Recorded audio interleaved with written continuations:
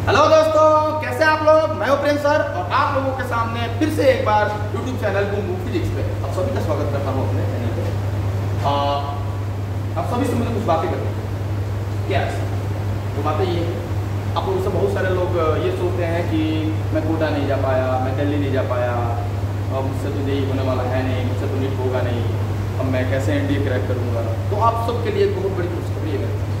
क्या अब मैं आपके सामने एक क्वेश्चन सीरीज लेके आया हूं। इस क्वेश्चन सीरीज में हम लोग क्या करेंगे, जेईई मेंस नीट तक के सिलेबस को कवर अप करेंगे विद क्वेश्चन, और वो क्वेश्चन टॉपिक वाइज सॉल्व करेंगे हम लोग। जैसे आप लोग पढ़ रहे होंगे, कहीं भी पढ़ रहे होंगे, तो सबसे बड़े काइनेमेटिक्स में आपने पढ़ा होगा डिस्टेंस क्या है, डिस्प्लेसमेंट क्या है, आपने पढ़ा तो होगा, बट सारे कंसेप्ट नहीं सीख पाए होंगे। कितने टाइप के क्वेश्चंस होते हैं वो नहीं सीख पाए होंगे। और उस टॉपिक पे जेईई मेंस में, नीट में, एडवांस में कौन सा सवाल आया हुआ है, कौन से कंसेप्ट पे ज़्यादा रिपीट करके सवाल पूछता है, वो सवाल आपने नहीं देखे होंगे। तो अब इस क्वेश्चन सीरीज में वो सारे क्वेश्चन हम लोग सॉल्व करेंगे। तो आज आपके सामने मैं दो टॉपिक लेके आया हूँ। First distance displacement and second uniform motion.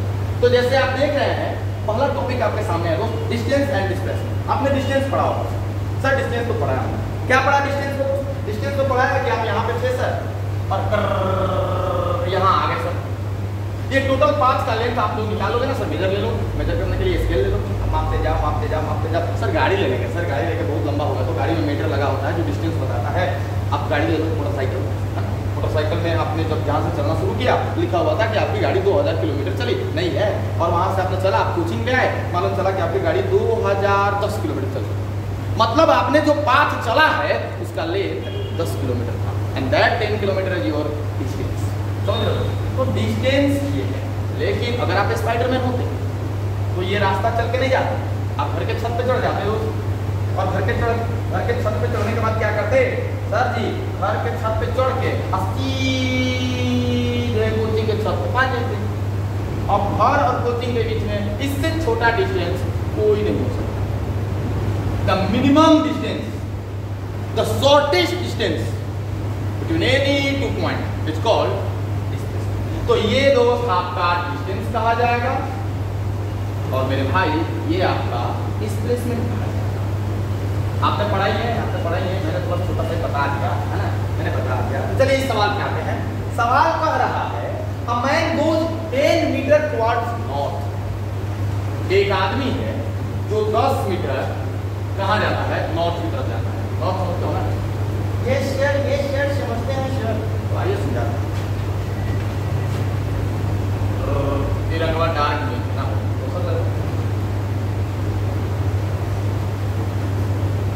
यहाँ देखो, इसको ईस्ट बोलते हैं आप लोग, इसको हम लोग बोलते हैं वेस्ट, इसको बोलते हैं नॉर्थ, इसको बोलते हैं साउथ। सवाल कह रहा है a man goes 10 metre north, मतलब एक आदमी पहले गया 10 मीटर नॉर्थ। देखो दोस्तों 10 metre, okay, then 20 metre east, then 20 metre east, 20 metre east. पहले वो आदमी 10 मीटर गया नॉर्थ, नॉर्थ इधर है, फिर ईस्ट की तरफ हो गया और 20 मीटर ईस्ट गया। Okay okay sir. अगर आपसे पूछता कि how much distance he covered, then your distance is 10 metre plus 20 metre and equal to 30 metre. लेकिन सवाल देखो, सवाल पूछ रहा है दोस्त देन डिस्प्लेसमेंट। तो सोचो ना, ये भाई साहब का रास्ता ऐसे था तो ऐसे गए, अगर ये स्पाइडरमैन होता तो कैसे जाते? नहीं ना जाते। कैसे जाते? सीधे एजा से एजा नहीं भाग जाते। और ये वाला लेंथ निकाल लो, ये तुम्हारा डिस्प्लेसमेंट है। पाइथागोरस थ्योरम, और आप बोलिएगा कि सर जी पाइथागोरस थ्योरम तो हम यहाँ से लगा देंगे। ये देखो सर, ये हिपोपोटामस है, नहीं ये हिपोपोटामस है, ये परपेंडिकुलर है, और ये बेस। तो इसका स्क्वायर प्लस इसका स्क्वायर अंडर रूट कर दो, ये वाला मिल जाएगा, और हमारे पास आ जाएगा 100 का स्क्वायर, 10 का स्क्वायर 100, और इसका स्क्वायर, इसका स्क्वायर, इसका स्क्वायर, इसका स्क्वायर, इसका स्क्वायर होगा 400। आ गया हमारा अंडर रूट 500, 500 से 10 बाहर निकला, और रूट 5, 10 का 10 और रूट 5 का जानते हो कितना होता है? 2.25 एटॉम्स। करो मल्टीप्लाई 22.5 मीटर आपका आ गया डिस्प्लेसमेंट। देखो तो भैया कहीं है क्या? तो आपका ऑप्शन नंबर सी। कोई दिक्कत कोई दिक्कत दोस्त? यहाँ पे आप देखिए, यहाँ पे ब्लंडर हो गया, 25.5 ना सर, आपने तो बोला 22.5 सर जी, ये है ना। क्लियर है? डाउट हो कमेंट करें, अगला क्वेश्चन करते हैं। ओके सर, चलिए सर 2 नंबर क्वेश्चन में आ जाइए। 2 नंबर क्वेश्चन क्या है सर? एरोप्लेन वाला सवाल है। ओके चलिए, आप मुझसे पहले आप सवाल पहले पढ़ो, मुझसे पहले आप सवाल पढ़ो, पॉज करके ट्राई कर सकते हो, पॉज कर लो, ट्राई कर लो, ट्राई कर लिए। एन एरोप्लेन फ्लाइट, एक हवाई जहाज उड़ती है 400 मीटर नॉर्थ। फिर से सर नॉर्थ बोलना आना पड़ेगा। ओके बना लेंगे सर, ये नॉर्थ हो गया, ये साउथ हो गया, ये वेस्ट हो गया और ये ईस्ट हो गया। 400 मीटर नॉर्थ, 400 मीटर नॉर्थ गया, ये 400 मीटर देखते जाओ, ये 400 मीटर है दोस्त। एंड 300 मीटर साउथ है, साउथ तो सीधा अपोजिट है, मतलब कि फिर ये यहाँ आ गया, फिर ये यहाँ आ गया, कलर में बदल लेते हैं। फिर ये बोल रहा है कि हम तो फिर यहाँ से यहाँ आ गए, मतलब 300 मीटर वापस आ गए। 400 मीटर ऊपर, 300 नीचे, मतलब 400 गया था, 300 वापस आ गया, मतलब रिजल्टेंट मेरे ख्याल से ऊपर की ओर अभी भी 100 बचा हुआ है। 400 गया, 300 आया, 310 बचा, 100 बचा हुआ ना। ओके, फिर क्या बोल रहा है? And then flight 1200 metre upward, है ना, 1200 मीटर अपवर्ड। इधर समझिएगा, यहाँ पर आप जो बोल रहे हैं, मान लो इसको तुम मान लो जे है, तो तुमने बोला कि सर आपका जो डिस्प्लेसमेंट वेक्टर है वो 400 मीटर पहले गया जे की तरफ, चलो ना 400 पॉजिटिव जे की तरफ, है ना, और उसके बाद साउथ की तरफ, मतलब अगर प्लस जे तो हाई माइनस जे, उसके बाद चला 300 माइनस जे की तरफ, और उसके बाद उड़ गया बाहर, मैंने उड़ गया ऊपर। आप उसको जहाँ ऊपर वाले को के कैप बोल देना, तो आप उसको बोल दोगे 1200 के cap. Vector A equal to क्या मिलने वाला है? 400 और 300 घटा दो ना, ये की तरफ है, और यहाँ के कैप कॉमन हो जाएगा, अब प्लस में 1200 के कैप, ये तो सर वेक्टर फॉर्म हो गया, बड़ा अच्छा हो गया सर। अब आप तो जानते ही हो 400 में से 300 गया यहाँ से, ये तो सिंपल वाला स्टेप है, सिंपल वाला स्टेप। ये तुम्हारा डिस्प्लेसमेंट आ गया, तुम इसका निकाल लो, रिजल्टेंट निकाल लो, मोड निकाल लो, डिस्प्लेसमेंट आ जाएगा। मोड निकालेंगे सर तो अंडर रूट लेना पड़ेगा हमको, और अंडर रूट हो जाएगा 100 का स्क्वायर प्लस 1200 का स्क्वायर, 100 का स्क्वायर प्लस 1200 का स्क्वायर करोगे तो तुम्हारा आ जाएगा करीब इसका जो भी करोगे सॉल्व करने के बाद 1204 मीटर, मतलब अप्रॉक्सिमल आपका 1200 मीटर। अप्रॉक्स कितना आ जाएगा आपको? हमारा ऑप्शन कौन सा होगा? ठीक है, आसान वाला सवाल, बड़ा आसान। ओके, बढ़ जाए आगे। ओके सर, तो आइए दोस्त 3 नंबर सवाल में आते हैं। 3 नंबर सवाल क्या है समझ लो जरा।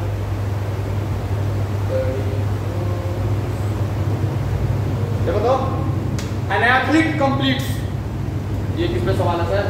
ये तो आगे फिर से वही डिस्प्लेसमेंट ही है। An athlete completes 1 round of a circular track, एक सर्कुलर ट्रैक है, एक सर्कुलर ट्रैक है ये, ठीक है। ओके, रेडियस आर है, रेडियस आर है। ओके, यहाँ से चलना वो शुरू करता है, 40 सेकेंड में एक चक्कर कंप्लीट करता है ना, 40 सेकेंड में आपका 1 राउंड कंप्लीट करता है, 40 सेकेंड में 1 राउंड कंप्लीट करता है। कह रहा है what will be his displacement at the end of 2 minute 20 second. कितना करो 2 मिनट 20 सेकेंड का मतलब क्या हुआ? 2 मिनट मतलब 120 सेकेंड और प्लस में 20 सेकेंड, मतलब कि यू गेट 140 सेकेंड।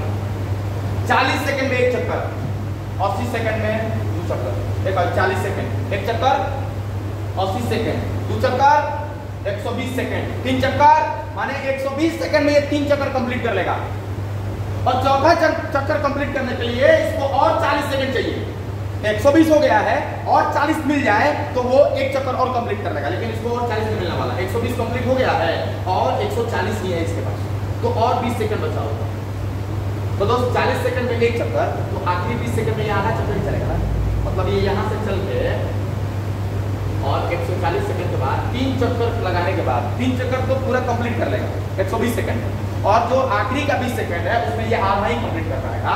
तो आधा जब ये कंप्लीट कर जाएगा, मतलब यहाँ से चला था मेरे भाई और यहाँ पहुंचा है, ये वाला निकाल लो, हमको लगता है ये डायमीटर है, ये आर प्लस आर तुम्हारा कितना हो जाएगा दोस्त? तो तुम्हारा डिस्प्लेसमेंट क्या हो गया? कहाँ है? कोई दिक्कत नहीं। आगे बढ़ते, ये आसान आसान सवालों का सिलसिला है सर। कितने आसान सवाल लेके आना सर? अच्छा भाई वो भी शुरू है, आ जाओ। ओके, ये डिस्प्लेसमेंट सवाल था। अभी हम लोग आ गए मोशन इन वन डायमेंशन, और वो भी टॉपिक नंबर 2 जिसका नाम है यूनिफॉर्म मोशन। यूनिफॉर्म मोशन का मतलब क्या है पहले ये समझिए, वही तो पढ़ेंगे। यूनिफॉर्म मोशन का मतलब होता है ऐसा मोशन जिसमें ना ही कभी वेलोसिटी बढ़ रही हो, ना ही कभी वेलोसिटी घट रही हो। मतलब कि आपका चेंज इन वेलोसिटी जो होगा मेरे प्यारे भाई, चेंज इन जो आपका वेलोसिटी है वो आपका 0 होगा। जब वेलोसिटी में कोई चेंज नहीं आएगा ना, तो इसका मतलब कि वहाँ एक्सेलरेशन भी क्या आने वाला है। ये दो चीजें आप ध्यान रखना। यूनिफॉर्म वेलोसिटी में दो चीज देखी जाती है, एक चेंज इन वेलोसिटी 0 हो, और दूसरा जब चेंज इन वेलोसिटी 0 हो जाएगी एक्सेलरेशन अपने आप 0 हो जाएगा। ये दोनों चीज अगर आपका क्लियर है तो ये सवाल में कोई भी दम नहीं है, बिल्कुल आसान। चलिए, the numerical ratio of displacement to the distance. मजा आ गया सर। अब ये भी तो आपने बताया सर, यहाँ से घर से कुछ निकला है, ये डिस्टेंस है सर।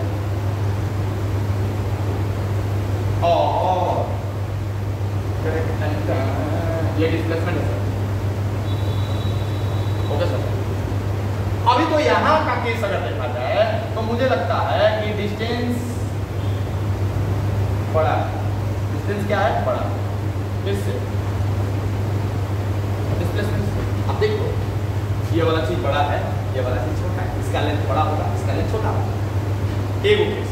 दूसरा केस समझो, मान लो हेजा घर में एकदम सोजा ही पता है, कोचिंग में एकदम सोज है, एकदम स्ट्रेट लाइन है। तो वैसे केस में क्या होगा ना मेरे भाई, कि जो डिस्टेंस हो जाएगा वही डिस्प्लेसमेंट हो जाएगा, मतलब दोनों बराबर ही हो जाएगा। सर कभी डिस्प्लेसमेंट बड़ा होगा? नहीं, सोच के देखो, रात का सोचना, दिन भर सोचना, 2-3 दिन सोचना, कभी ऐसा केस तुमको नहीं मिलेगा जब डिस्प्लेसमेंट बड़ा हो डिस्टेंस छोटा। हमेशा डिस्टेंस बड़ा होगा, डिस्प्लेसमेंट छोटा होगा। या फिर कोई केसेस ऐसे मिल जाएंगे मोशन इन स्ट्रेट लाइन में कि डिस्टेंस और डिस्प्लेसमेंट दोनों बढ़ गए। एक काम करो ना, ये तो मिल ही गया ना, इधर भी डिस्टेंस से बात दे दो, इधर ही डिस्टेंस से बात दे दो, ये कट के 1 हो जाएगा। तो देखो ना, displacement upon distance, displacement upon less than भाई पहले मतलब ये तक। तो डिस्प्लेसमेंट और डिस्टेंस का जो रेशियो होता है, the ratio of displacement and distance is always less than equal to 1। Less than equal to 1 कहाँ है? ठीक को बात है, लेस देन 1 ये है ना। चलो ऑप्शन पढ़ लो, देखो हमारा ऑप्शन में क्या है। अगर यही पूछा होता ना कि डिस्टेंस और डिस्प्लेसमेंट, अगर डिस्टेंस को ऊपर कर दो ना तो ग्रेटर देन इक्वल टू 1, मतलब सर यहाँ पे अगर आपसे पूछे कि डिस्टेंस और डिस्प्लेसमेंट इसका आप रेशियो बताओ, तो ये ऐसे हो है ना। ऐसे भी सवाल पूछ सकता है, पर पूरा एम करीब दिया हुआ है, किताब बनाते हो ना, उसमें सेम टू सेम सवाल है ना। चलो बढ़ते आगे दोस्त। तो अगला जो हमारा सवाल है वो जरा देखो, पढ़ो। अभी मैंने बोला मोशन इन वन डायमेंशन है। मोशन इन वन डायमेंशन हमारा टॉपिक चल रहा है। Which of the following is one dimensional? आपके पास 4 ऑप्शन दिए हुए हैं और इन चारों ऑप्शन में आपको ये बताना है कि कौन वन डायमेंशनल है, मतलब कौन बॉडी ऐसी है जो एक ही डायरेक्शन में जा रही है। पहला, लैंडिंग ऑफ एन एयरक्राफ्ट। जब एयरक्राफ्ट लैंड करते हैं, मूवी भी देखो ना, जब लैंडिंग होता है, जैसे रनवे 34 एक मूवी आई होती है, उसमें देखोगे ना तो लैंडिंग अच्छा से दिखाया होगा और आप उसको समझ पाओगे। तो प्रमोशन करते हैं मैंने जैसे, तो एयरक्राफ्ट जब लैंड करती है ना तो वो कभी इस डायरेक्शन में जाती है, कभी उस डायरेक्शन, मतलब डिफ्लेक्शन होते रहता है। वो वन डायमेंशनल मोशन नहीं होता, वो ऊपर से एक आगे बढ़ रही होती है और धीरे धीरे नीचे आ रही होती है, वो आगे बढ़ रही होती है धीरे धीरे नीचे आ रही होती है, मतलब आगे एक डायमेंशन ये हो गया, दूसरा नीचे भी आ रही होती है, ये वो 2 डायमेंशन आप बोल सकते हो उसको, 1 डायमेंशनल नहीं है, तो ये नहीं है। दूसरा अर्थ रिवॉल्विंग अराउंड द सन। देखो इस समय एक डायरेक्शन दूसरा डायरेक्शन चेंज कर गया। जब डायरेक्शन आपने चेंज ही कर लिया ना मेरे भाई, तो वो 1 डायमेंशन हो नहीं सकता। डायरेक्शन चेंज नहीं होता 1 डायमेंशन में, और यहाँ पर देखो आप रिवॉल्व कर रहा है मतलब डायरेक्शन चेंज कर रही है, नहीं होगा। मोशन ऑफ व्हील, चक्का घूम रहा है, जब भी चक्का घूमता है हर मोमेंट पे डायरेक्शन चेंज होता है, और जब भी डायरेक्शन चेंज होता है वन डायमेंशनल मोशन नहीं। Train running on a straight track, सीधे ट्रैक पर और रेल दौड़त दिया, डायरेक्शन चेंज नहीं हो रहा है, that motion is called one dimensional, है ना। तो ये आपका इतना आसान है। आइए आते हैं अगले सवाल में। अगला सवाल है हमारा, आइए खूबसूरत सवाल लग रहा है, ओके चलिए सर पढ़ो, पॉज करके ट्राई करोगे, कर लो। अब 150 मीटर लॉन्ग ट्रेन, मतलब एक ट्रेन है जो 150 मीटर लंबी है। एक ट्रेन है जो कितनी मीटर लंबी है दोस्त? 150 मीटर। ये ट्रेन और ये है 150 मीटर लंबी, और ये यूनिफॉर्म मोशन कर रही है, और ये यूनिफॉर्म मोशन से जा रही है। इसकी वेलोसिटी है 45 किलोमीटर पर आवर, ठीक है। उसके बाद दोस्त the time taken by the train to cross a bridge, आगे वो ब्रिज है, आगे वो ब्रिज है, और वो ब्रिज जो है ना 850 मीटर लंबा है। तो कह रहा है कि उस ब्रिज को पार करने में कितना टाइम लगेगा। अरे भाई पार का मतलब क्या है? जब हमारे गार्ड साहब ट्रेन के गार्ड साहब मतलब नहीं होगा पार को बिना एक मतलब ये भइल कि ट्रेन का पूरा बोगी आगे आ जाना चाहिए, मतलब कि पिछला बोगी जो होना चाहिए वो आगे आ जाना, यहाँ आ जाना चाहिए। अब यहाँ से यहाँ का डिस्टेंस बताओ ना, यहाँ से यहाँ का डिस्टेंस अगर तुम देखोगे तो भाई 850 था, भाई यहाँ होगी 150, हमारा हो जाता है बिल्कुल मिला तो 1000। तो टाइम बराबर total distance by total time, total distance 1000 metre, total time 45 kilometre प्रति घंटा। तो 45 किलोमीटर प्रति घंटा से मीटर प्रति घंटा और सेकंड में बदलना पड़ेगा, 5/18 से करना पड़ेगा इसको गुणा, है ना। 18 चला जाएगा ऊपर बटा, कर लो जरा, करे सर करो, 9 × 45, 9 × 18, है ना, 200, 40 दूरी का 80 second. How much it will take to cross the bridge? And answer is 80 seconds. तो यदि अगला सवाल क्या है, इतने आसान सवाल है, धीरे धीरे भाई अभी तो मतलब क्या टॉपिक ही आसान है, टॉपिक ही आसान है तो हम क्या कर सकते हैं, धीरे धीरे मिलेंगे तब तक क्वेश्चन मिलेंगे, वेट करो। अ पार्टिकल, ये बड़ा लंबा सवाल है भैया। A particle is constant to move on straight line path, एक पार्टिकल है जो स्ट्रेट लाइन पे मूव कर रही है। It returns to the starting point after 10 second. अरे वाह, जहां से चली थी वहीं आगे 10 सेकंड बाद। The total distance covered by the particle during this time is 30 metre. Okay sir, मतलब कह रहा है ना कि जो गया था ना टोटल डिस्टेंस जो ट्रेवल किया 10 मीटर, टाइम लगा सर 10 सेकंड। तो एक बात दिमाग में बिठा लो, एवरेज स्पीड जो आएगा इसका, एवरेज स्पीड जो आएगा इसका वो तो आ जाएगा 20 ना, sorry 30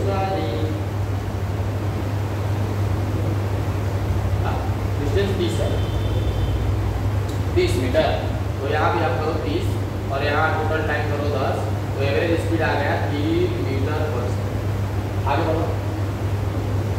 Which of the following statement about the motion of the particle is false? कौन गलत है? गलत बताना है। Which one is wrong? Displacement of the particle is zero। बताओ हाँ यार, मुझे लगता है कि सही है, क्योंकि जहाँ से चला था ना it returns to the starting point, है ना। ये जहाँ से चला था वहीं आ गया है, तो जहाँ से चला था वहीं आ गया है, तो डिस्प्लेसमेंट तो जीरो होगा ही। अच्छा, average speed of the particle is 3। अरे भाई एवरेज स्पीड निकाला, देखो अभी 3 आया था, मतलब ये भी हमारा सही है। Displacement of the particle is 30। ऊपर बोला आपने सर डिस्प्लेसमेंट 0 है, यहाँ पे बोला डिस्प्लेसमेंट 30 मीटर। अगर ये सही है तो ये सही गलत है।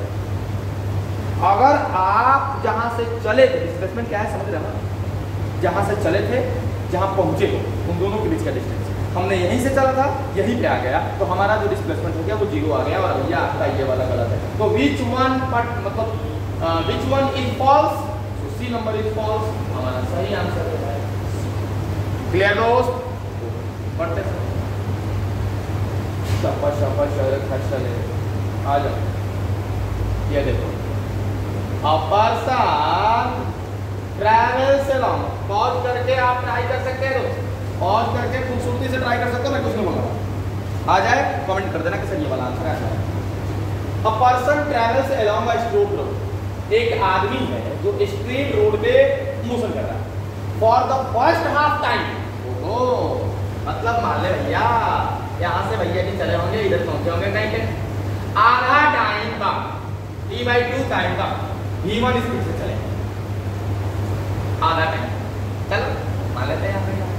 तो बताओ ना आधा टाइम का स्पीड कितना रहा होगा? Distance s1 is equal to distance is equal to speed into time. Speed हो गया v1 और टाइम हो गया t/2। अच्छा, अगला आधा time, next half time with the velocity v2, तो इसका डिस्टेंस भी क्या होगा? Distance is equal to speed into time and speed is equal to v2 और टाइम t/2 है ना। तो यहाँ पे आपका टोटल डिस्टेंस अब आ जाएगा, total distance is equal to v1t/2 plus v2t/2। अगर आप चाहो तो t/2 को कॉमन ले लो भैया, t/2 को कॉमन ले लोगे तो अंदर बच जाएगा v1 प्लस v2। हमें क्या चाहिए? हमें चाहिए द मीन वेलोसिटी। बबुआ मीन वेलोसिटी हो या एवरेज वेलोसिटी हो, आपको क्या करना होता है? टोटल डिस्टेंस लेना होता है, सॉरी टोटल डिस्प्लेसमेंट लेना होता है और बाई टोटल टाइम करना पड़ता है, टोटल टाइम करना पड़ता है। आपने देखा टोटल डिस्प्लेसमेंट कितना है? t/2 v1 plus v2। अब आई टोटल टाइम t/2 मिलकर t हो गया, t से t हो गया कैंसिल, आपका बच गया v1 प्लस v2 अपाई में 2। देखो दोस्तों ये हो गया तुम्हारा मीन वेलोसिटी या इसी को बोलो तुम एवरेज वेलोसिटी। और आंसर पूछो यहाँ कहाँ है सर जी, है ना? आंसर आया होगा बहुत सारे लोगों का। ये बढ़ते हैं क्वेश्चन नंबर 6। बड़े खूबसूरत लगती है, इतना सवाल अच्छा कहाँ से देती है। अमन पार्क्स ऑन द स्ट्रीट, एक आदमी है जो फिर से सीधी सड़क पे जाता है।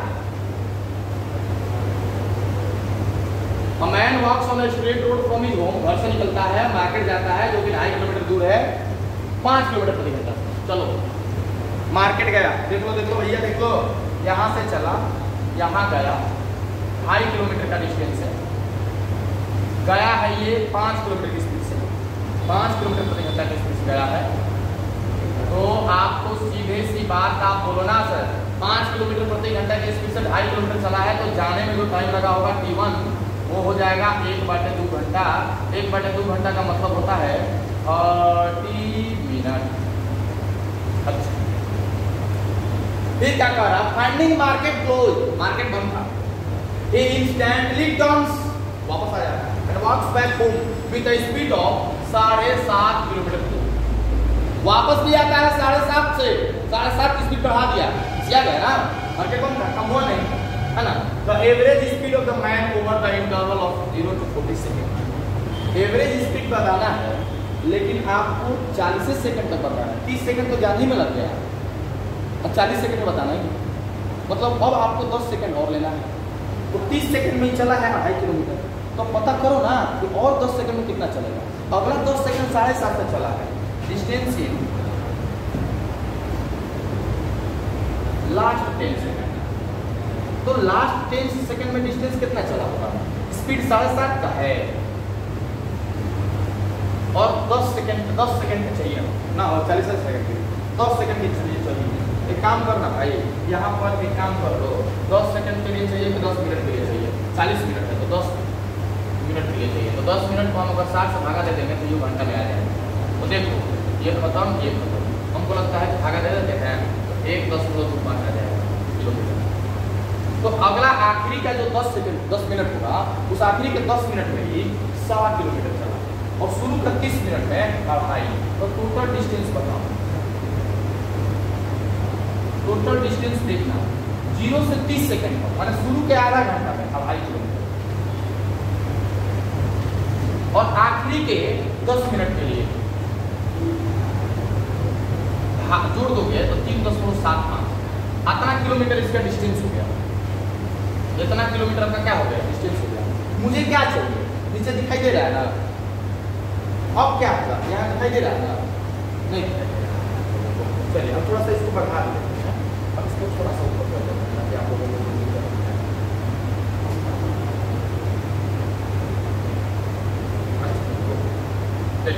यहाँ पे काम, यहाँ तो क्लियर हो गया। अब आपका टोटल डिस्टेंस कितना आ गया? 3.75। टाइम कितना आ गया 40 मिनट। तो आपको निकालना है एवरेज स्पीड। तो एवरेज स्पीड इक्वल टू क्या है? एवरेज स्पीड आओ देखो सर जी, एवरेज स्पीड निकालना है मुझे। Average speed equal to total distance. Total distance आ गया 3.75 और बाटा में टोटल टाइम आ गया 40 मिनट। 40 मिनट को अगर आपको घंटा बदलना पड़ेगा ना, तो घंटा बदलना 7 से भागा 60 लग जाएगा। ये देखो है ना, कर दो भाई कर दो। 100 35 की मात्रा गलती 143 45 मात्रा 4 7 22 22.5 दिए 4 उससे गुना कर दो। यहाँ पे देखो ठीक कोई ऑप्शन तो है नहीं, कोई ऑप्शन जब नहीं है तो यहाँ देखो एक ऐसा दिख रहा है। अगर 2 से गुना 2 से भाग करते हैं तो 22 गुना 45 और 4 दूनी का 8। हमारा ऑप्शन नंबर बी क्लियर है। 7वां नंबर में आ जाओ। अच्छे अच्छे सवालों को फिलहाल खत्म हो जाए।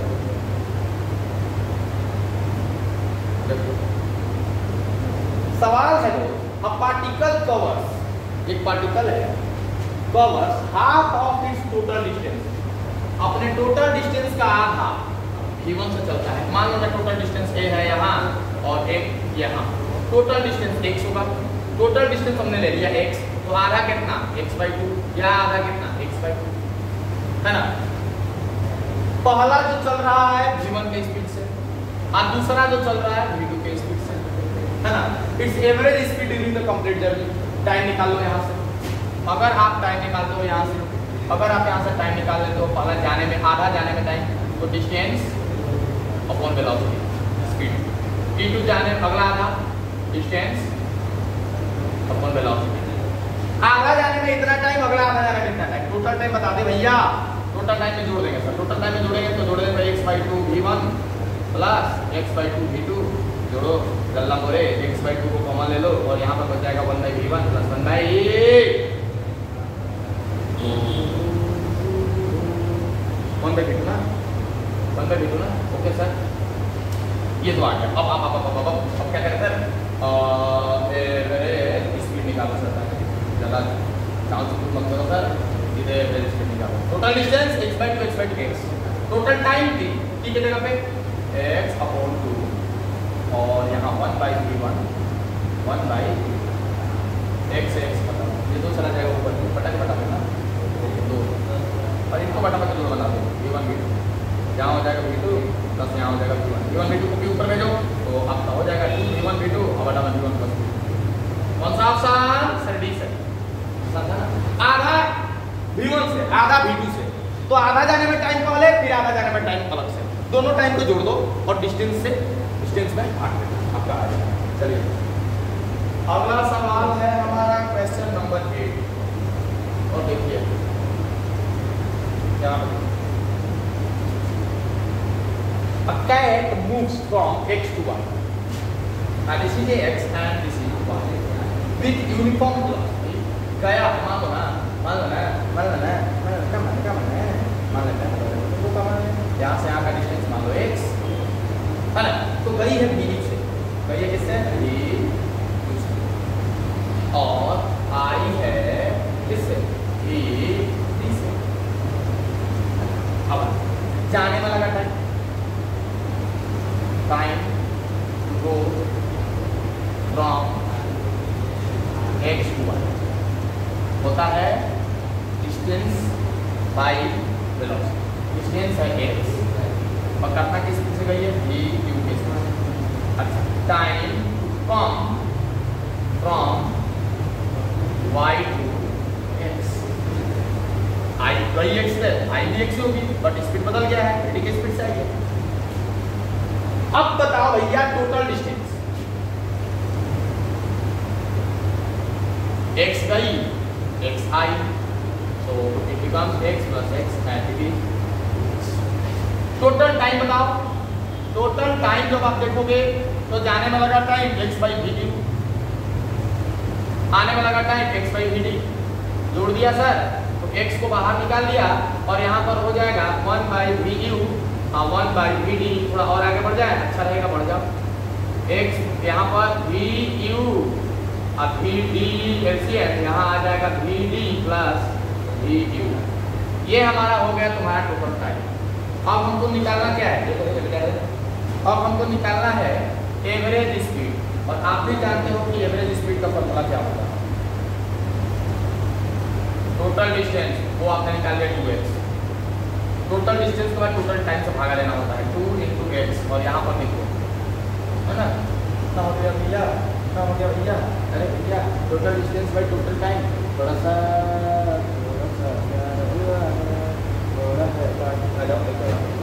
2x, और यहाँ पे कितना निकाल दिया भैया, x लिया ना, x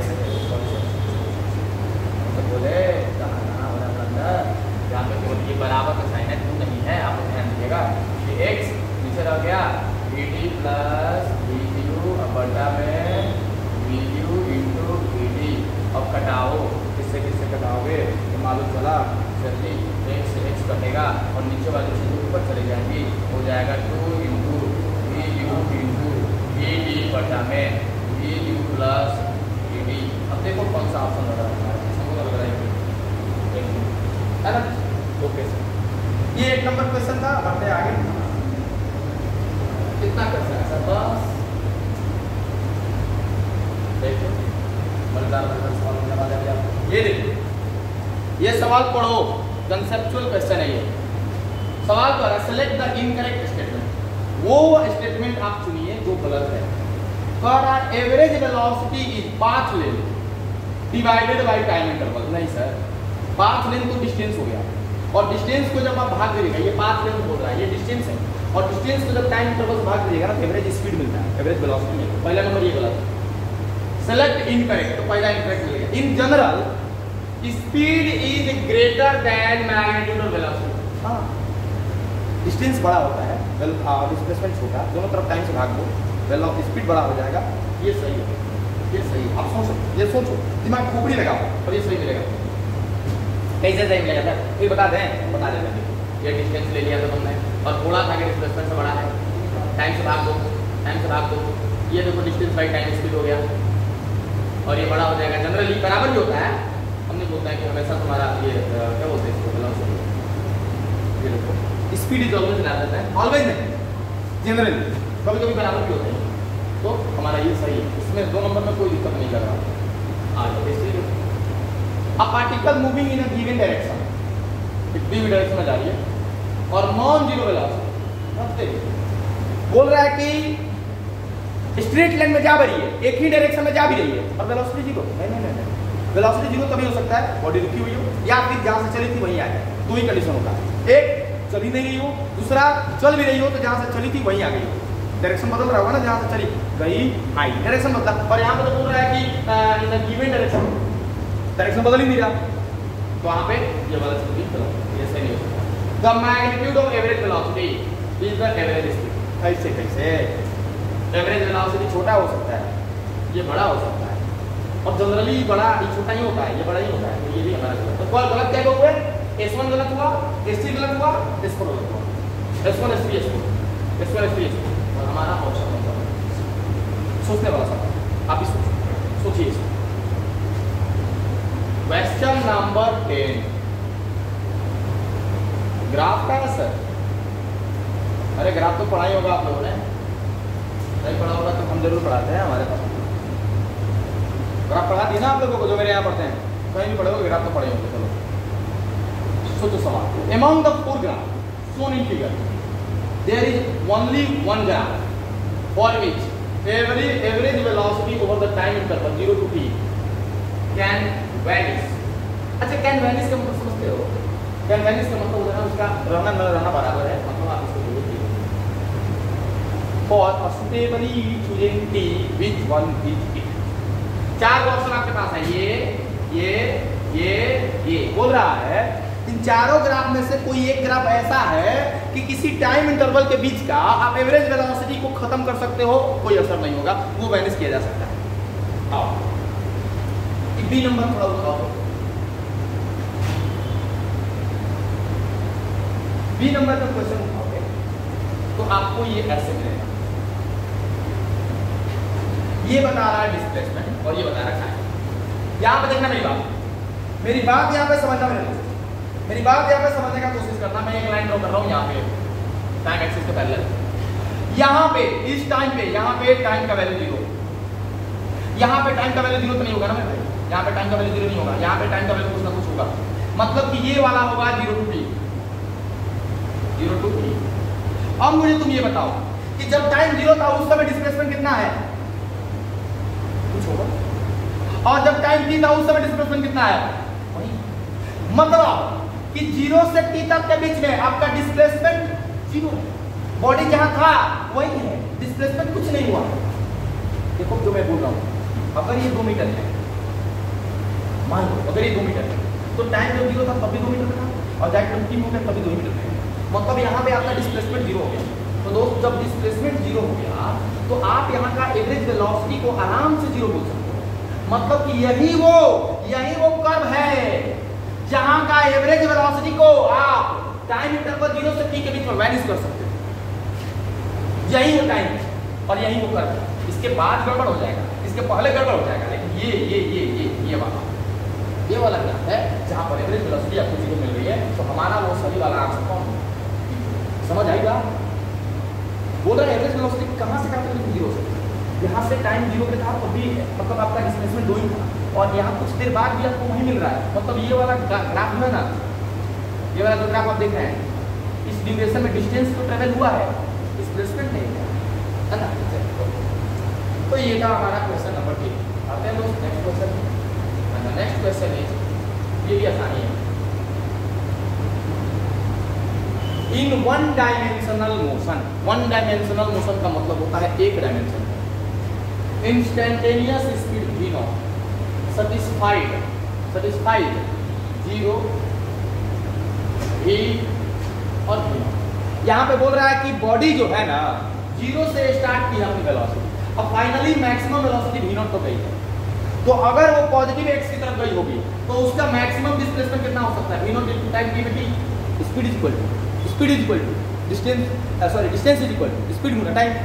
अगर उसकी मैक्सिमम वेलोसिटी v नॉट है तो टाइम t में कितना अधिक से अधिक कितना दूरी जा सकती है, स्पीड गुना टाइम इतना।